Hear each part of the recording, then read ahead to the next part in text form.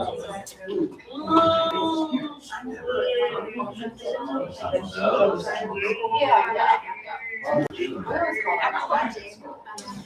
right, we'll go ahead and get started.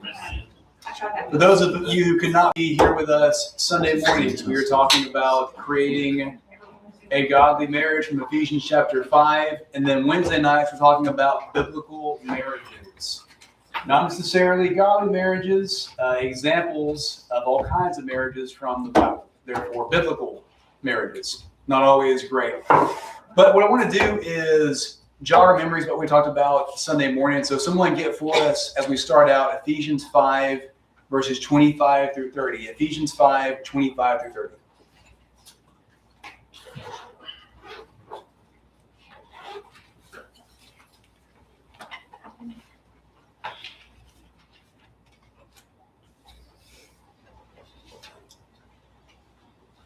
Husbands, love your wives as Christ loved the church and gave himself up for her, and he might sanctify her, and cleanse her by the washing of water with the word, so that he might present the church to himself in splendor, without spot or wrinkle, or any such thing, that she might be holy and without blemish. In the same way, husbands should love their wives as their own bodies.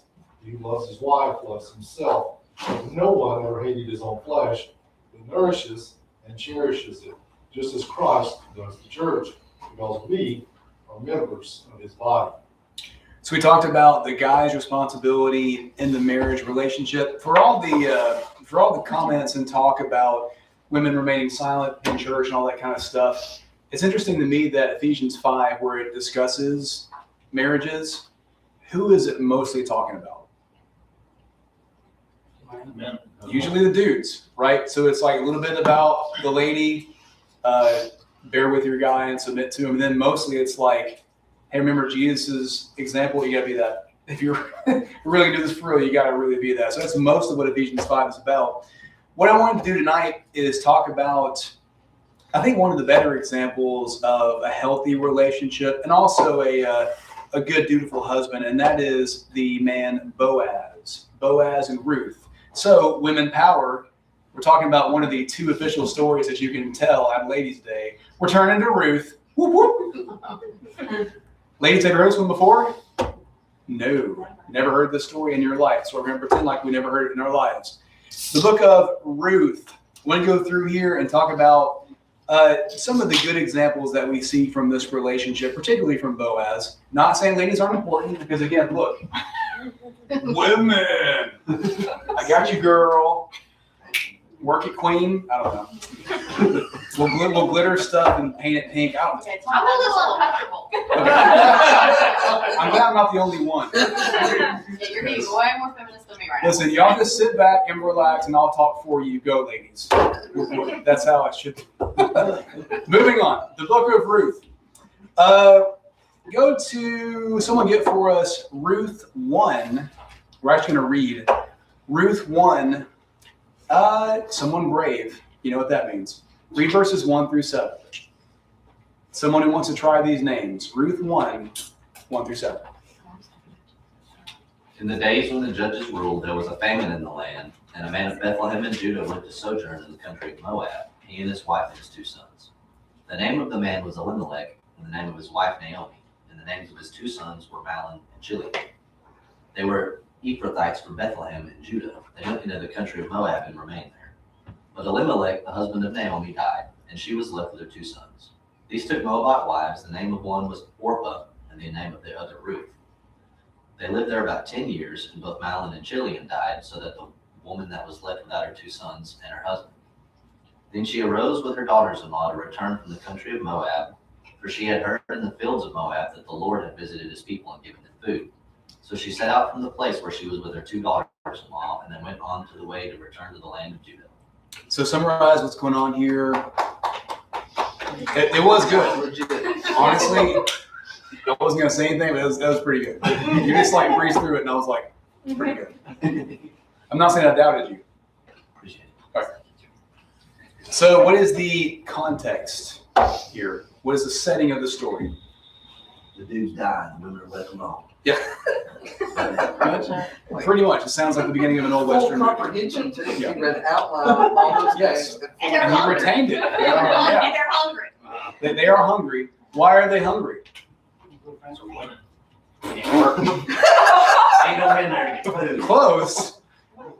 Close. What do you mean by Well, they can cook it, but it's not provided. It's the first verse. We're already all through us. We respect women here, sir. We wrote it really big on our board. Because men don't get hungry, only women. No. Men go out. Very famously, men are never hungry. Yes. There's a famine. When there's a famine, you go somewhere else. If there's food, they go to Moab. Typically, people from Israel go to Egypt. Egypt's like the breadbasket of that area. So they always have food. They go to Moab this time. While they're there, all the men in the family die. Besides the regular people dying is bad, why is that a problem for 3 women? They don't have to do that. Because they're gonna be hungry. They are going to be hungry because typically women stayed at home in this time. That's not a political statement about now. I don't want to hear it, chat. They could own property. So where are they gonna have? Yeah, that we're going to find out she does own some property. But typically, if you're going to work, it's as we're going to see here in a minute, it's not like people are hopping to hire women. There weren't like these initiatives back then. It was like, hey, where's your husband? Like Jesus said, call your husband over here. And they were like, I thought you would just get remarried to be able to keep the land. we're getting there. Okay. Good. You're on the right track. I'm Women power. That's good. I appreciate you, lady. You see Somebody the told me that ladies' class was moving upstairs. I missed that. right?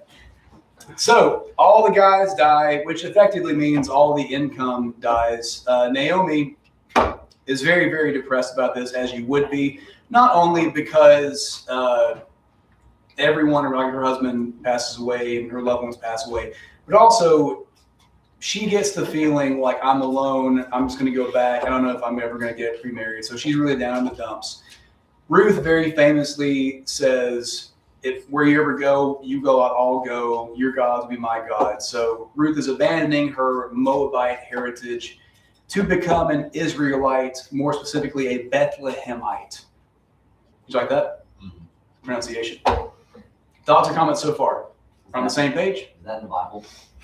The Bethlehemite? Bethlehemite? I don't know, is it? Yeah. It is? Yes, Morgan says yes, so it's true. I'm gonna fact check it. That's how much I trust women. It's gonna be a long. Yeah. Why is it always his story? Why not her story? Right. Oh, girl. Moving on. Okay. Moving on. So they moved back to Bethlehem. Ironically, anybody know what the town Bethlehem means? House of bread. House of bread. Beth meaning house. Lahem meaning bread. Like What'd you call that? Lahem. You got to really get the phlegm going on to make it like yeah. So house of bread. Anytime you see Beth in front of something, it's always gonna be house of something. Beth Haven. Anybody else? Bethel.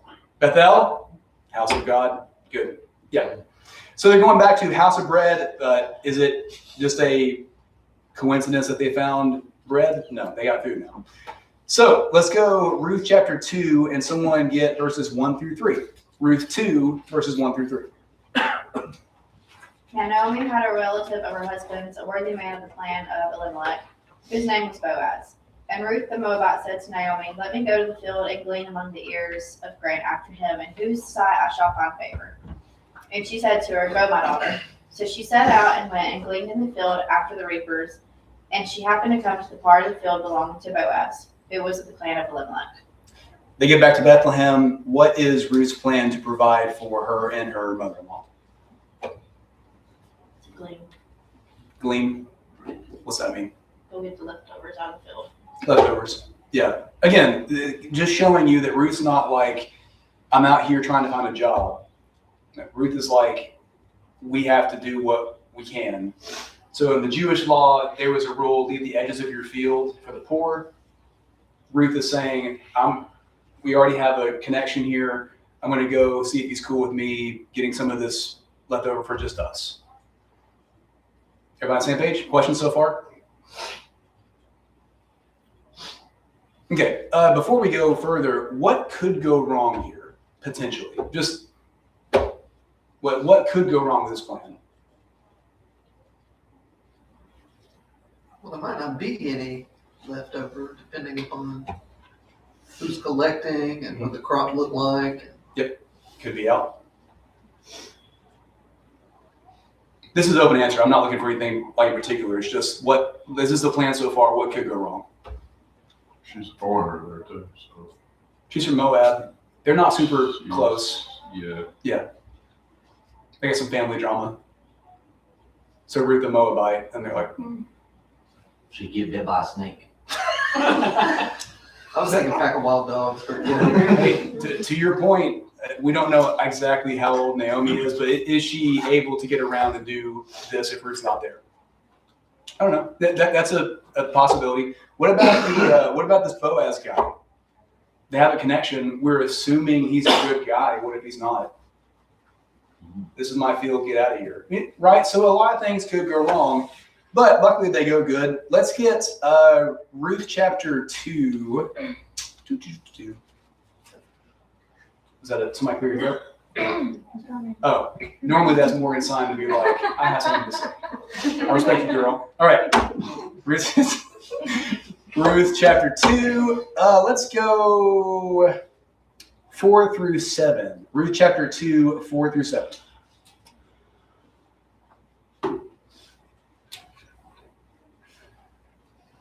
And behold, Boaz came from Bethlehem, and he said to the reapers, "The Lord be with you." And they answered, "The Lord bless you."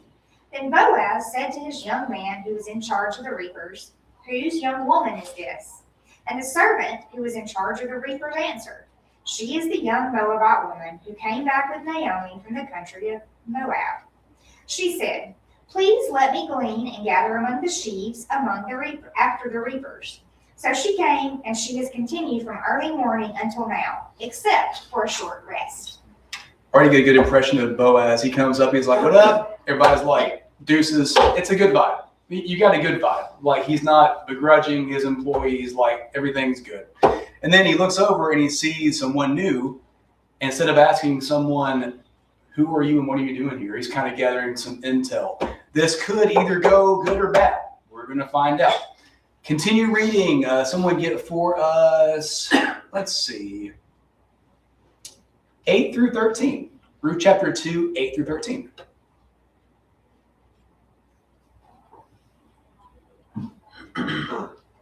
Then Boaz said to Ruth, "Now listen, my daughter, do not go in to glean in another field or leave this one, but keep close to my young women. Let your eyes be on the field that they are reaping and go after them. Have I not charged you? Have I not charged the young men to not to touch you? And when you are thirsty, go to the vessels and drink what the young men have drawn." Then she fell on her face, bowing to the ground, and said to him, "Why have I found favor in your eyes, that you should take notice of me since I am a foreigner?" But Boaz answered her, "All that you have done for your mother-in-law since the death of your husband has been fully told to me, and how you left your father and mother and your native land and came to a people that you did not know before. The Lord repay you for what you have done, and a full reward be given you by the Lord, the God of Israel, under whose wings you have come to take refuge." Then she said, "I have found favor in your eyes, my Lord, for you have comforted me and spoken kindly to your servant, though I am not one of your servants." So in summary, how does Boaz react? That this is like what they're relying on. How does he respond to her? He's not only cool with it, but he's like, "Hey, by the way, get some of the water." Yeah. You get thirsty, go over there, you take a little break. I told the dudes not to mess with you. You know. That's interesting. That's a part that Is that like no cat calling? I'm really not sure. Honestly, that's a point that I really spent too much time on trying to figure it out. Naomi says it a different way later on, where she kind of expresses concern about, I can't remember the phrasing. We're going to read it here in a minute, but it's like that no one like throws himself on you or something, like approaches you or whatever.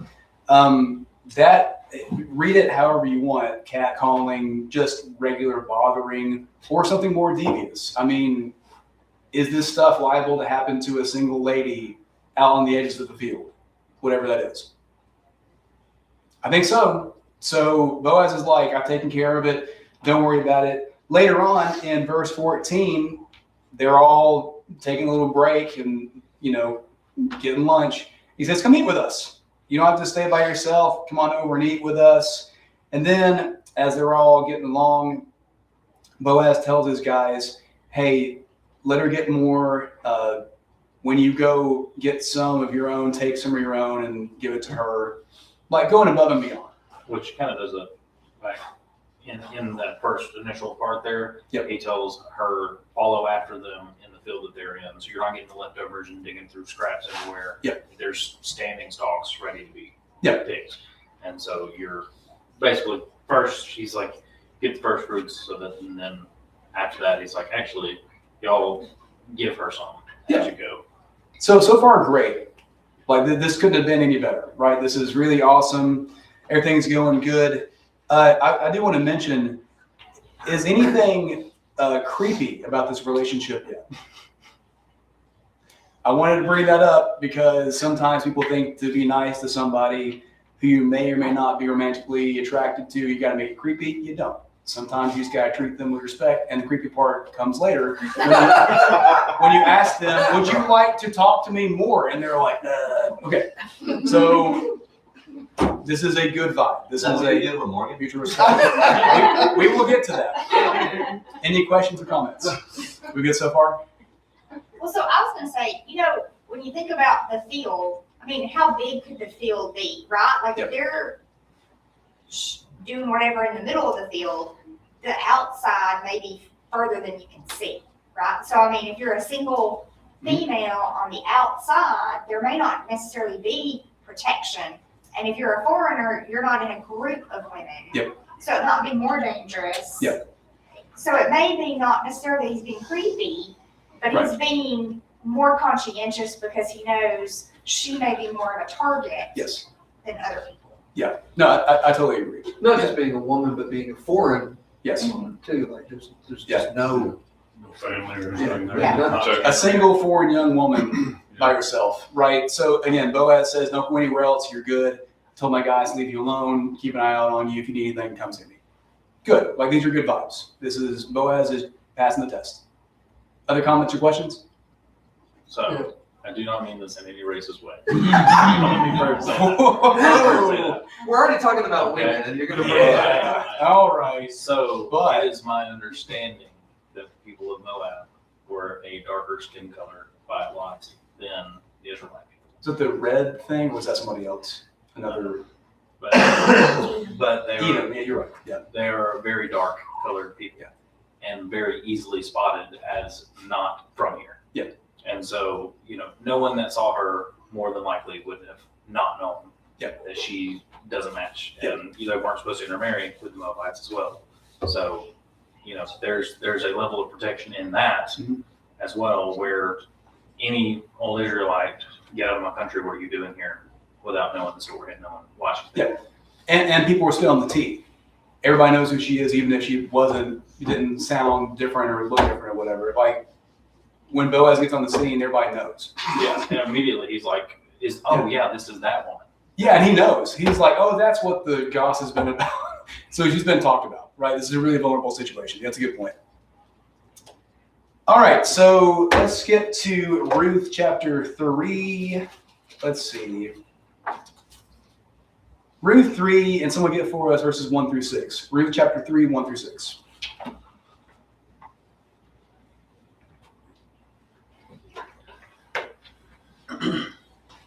Then Naomi, her mother-in-law, said to her, my daughter, should I not seek rest for you, that it may be well with you? Is not Boaz our relative, with whose young women you were? See, he is winnowing barley tonight at the threshing floor. Wash therefore and anoint yourself, and put on your cloak and go down to the threshing floor. But do not make yourself known to the man until he has finished eating and drinking.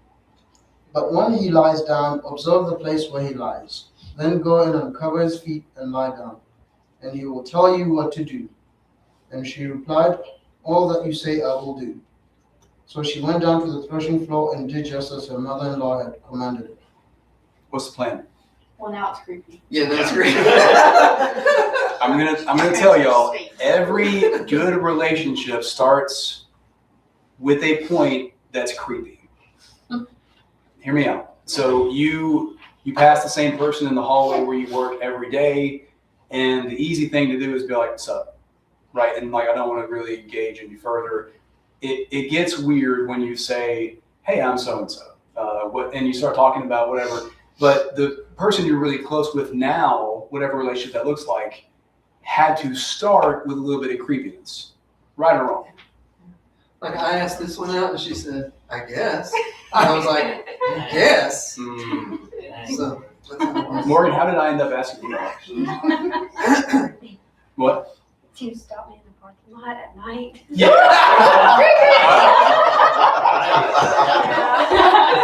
I was being like Ruth. I was being like Ruth. They were like, go get her in the parking lot. I'm like, good idea. No weirdness here at night. It's fine.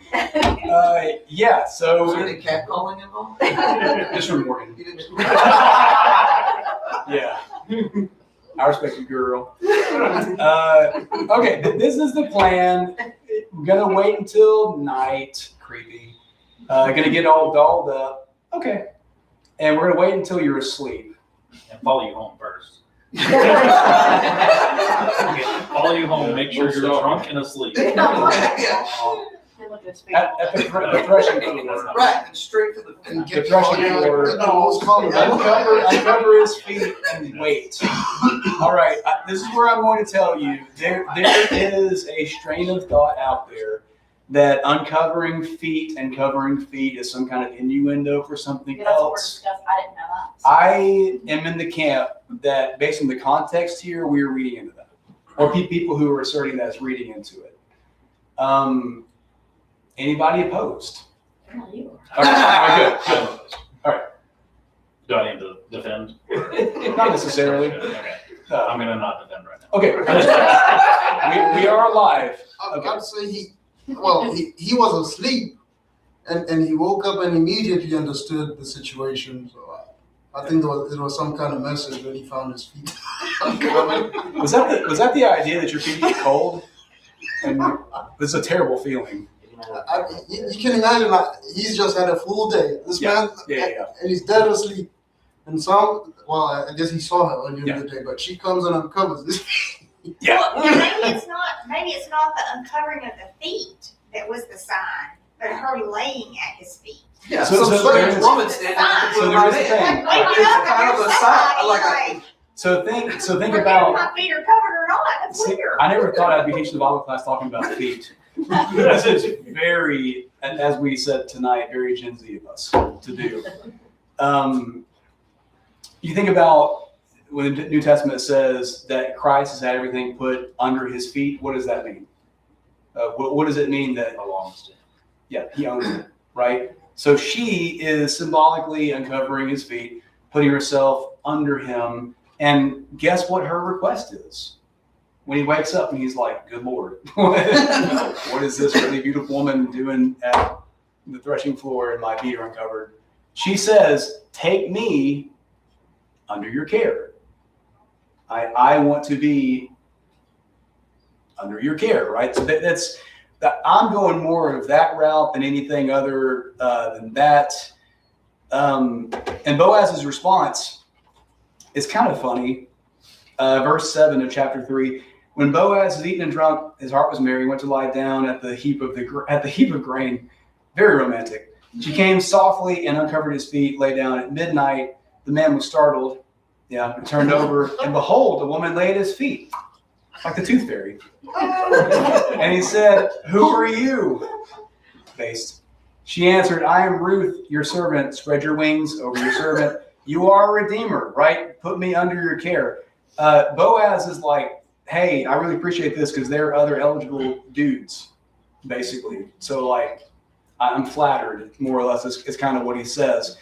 But what impresses me is the length that Boaz goes to honor Ruth and what he and what she's looking to do. Verse 11, now my daughter, don't fear. I will do for you all you ask, for all my fellow townsmen know you're a worthy woman. Again, there's that worth thing coming back, which I'm like, would she be trying to sneak around like with the worthy thing? Anyway, verse 12, and now it is true that I am a redeemer, yet there is a redeemer nearer than I. This is kind of the Jewish idea, was like the next kin. You got to kind of go down the list a little bit. Remain tonight. In the morning, if he will redeem you, good. Let him do it. But if he's not willing to redeem you, then as the Lord lives, I will redeem you. Lie down till the morning. Why is this kind of important and admirable?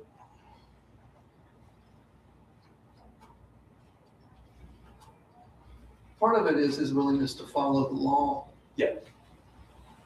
I mean, could he really take advantage of this situation and people probably really might not care? Maybe, right? I mean, he's an influential guy. Like all the stuff we talked about before, right? He's like, no, there's a system that we got to go through. Let's go step by step, and then we're gonna see what we come back Well, with. and she's in a very vulnerable position. Like he could take advantage of her and then That's what I'm saying. did not follow through with anything. She's a Moabite. Like all the laws of the Jewish people are mainly for like the Jews. So again, really vulnerable situation, right? So he's making all these plans. Let's see. Then he loads her back up with barley. He's like, more food, go home. Sleep this off. Verse 18, she replied, talking about Naomi, she replied, wait, daughter, until you learn how the matter turns out. For the man will not rest, but will settle the matter today. And Naomi's right. I mean, Boaz is a stand-up guy. Verses 1 through 12 of chapter 4 details how he goes and finds the guy. And again, this is a really stand-up thing for Boaz to do. He goes and finds the next guy and says, remember that lady who came into town? She's looking for a husband. You're the next in line. What do you want to do? Again, sometimes guys are uber competitive. And they're like, I don't care what you want to do. I found her. I called it dibs. She's mine. That's not what Boaz is doing. You're the next in line. What do you think? And the guy's like, sure. Like at first, the next of kin redeemer is like, absolutely, single lady, amazing. There's land involved, wonderful. Boaz then has to specify. Now there's like things that come along with this. Like if you take her land, you have to take Ruth as your wife. Then the guy's like, that might interfere with my own inheritance. Like I got my own land. And so Boaz is like, so you're not going to do it. No, I'm not going to do it. Give me your sandal. I don't. It's just the way it happened, okay? He takes the garment from Ruth showing, hey, we got some evidence of this thing going on. He takes a sandal from this guy. He's gathering evidence, okay? Then he goes and gets all the elders of the town together. Everybody's a bunch of witnesses. And he's like, is everybody on the same page with me here? We're all good. I've talked to this guy and I can prove it. I've got his sandal. I got his flip-flop, which you know what that I've means. been to it. We're weird about feet. I got his flip-flop. I don't know. I got Ruth's tunic thing or whatever. Okay, is everybody on the same page? I want to make sure this is done right. Why is this a stand-up thing for Boaz to do? Why is this a green flag, as we would say on TikTok? Well, again, they're not to intermarry with people outside of Israel. So, rule one, you're breaking that rule, but you're kind of not because she's been integrated into Israel before he got there. Right. So you got that. Obviously, he's marrying her for the second time, and so there's rules going along with that. Also, he is not the closest redeemer. Rules going along with that, and so he's trying to make sure that everyone is lined up to understand. I'm in the right here. She's in the right here. We're doing this. Yeah, it's the wedding thing. Is all these witnesses, are we all on the same page? It's very much that kind of thing. All above board. Yeah, exactly right. Like there's no questions about her dignity, her chastity. There's no question about any of this. We're doing all of this above board. Absolutely right. They're still in their land either. Exactly right. And that's another point I wanted to make. Does Boaz strike you as the kind of guy who is in this marriage for the land? Like, does Boaz need land? he owns a field. I mean, like he's not about that too, right? That's again another really, really great green flag. They get married, everything is good. She bears a son, which back in that culture is like sort of the point of all of that. So she's good. Like her and her mother-in-law's security for the foreseeable future is good. Boaz is the great guy. He's awesome. More than that, though, you got Ruth chapter 4, verses 16 and 17. Then Naomi took the child, laid him on her lap, and she became his nurse. Women in the neighborhood gave him a name, saying, "A son's been born to Naomi." Weird. That's not Ruth, but again, that's how the generation things go. They named him Obed. He was the father of who? Jesse, the father of David. Oh, King David comes from Bethlehem. You know who else comes from Bethlehem? This little other king named Jesus, right? So another situation where the husband, in this case, he may not have been a husband yet, but Joseph and Mary, Joseph is a good stand-up guy. He's going to put Mary away respectfully because she's preggers, and he's like, it wasn't me. So like, awkward. Talk about a really weird conversation, right? They got real close after that. He's like, are you swearing to me? Right? He's going to put her away. Angel comes and says it's different.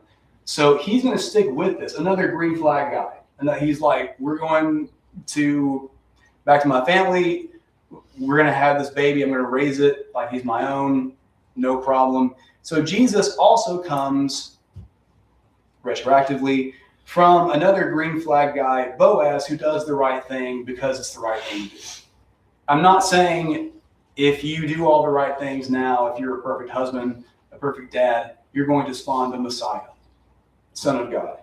But we also don't know, looking forward, all the blessings that we provide God's kingdom by doing the right thing for the right reasons, because it's just the right thing to do. So if you need another reason, men, besides just the Bible telling you to do it and be like Christ, make sacrifices, again, they're, to quote the women's bathroom wall, what we do now echoes in eternity. Women.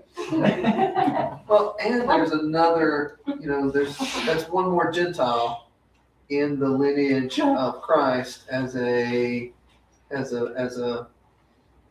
not symbol, but as significance of the fact that the Gentile is going to be brought in. Yeah. Anyway. It does not deter the Christ at all. Yeah. Anybody else? Questions or comments? I like the chapter 4, verses 18 through the rest of the chapter, just like tiny little patchwork of genealogy. Oh, hey, that genealogy book you have? This little excerpt tells you why this all matters. Yep. Like, why did we just read this story about some random woman? She's David's grandmother. This is the Bible's Hallmark movie. So everything works out right. You don't think it's going to work out. There's tragedy, and then they have a meet cute, and all of a sudden they're married. Things turn out right. Was it like cute? The thought was cute. A little creepy. The thought was cute. That's what happens. You always mean well. You're like, If we translated it into a modern thing, we would go, oh, that was cute. Yeah. it's well-meaning. It's well-meaning. It's always well-meaning. It never usually works out the way you want it to. Culturally, It was cute in that time. It was cute. And now he's like, get dolled up, sweetie. Put on your best stuff. He won't be able to see you because he wakes up and he's like, who are you? Still. I thought the counts. Yeah. All right, we're good. Thanks, y'all. Can you imagine? I took it Going home. back to your wall and being like, I have a group about maybe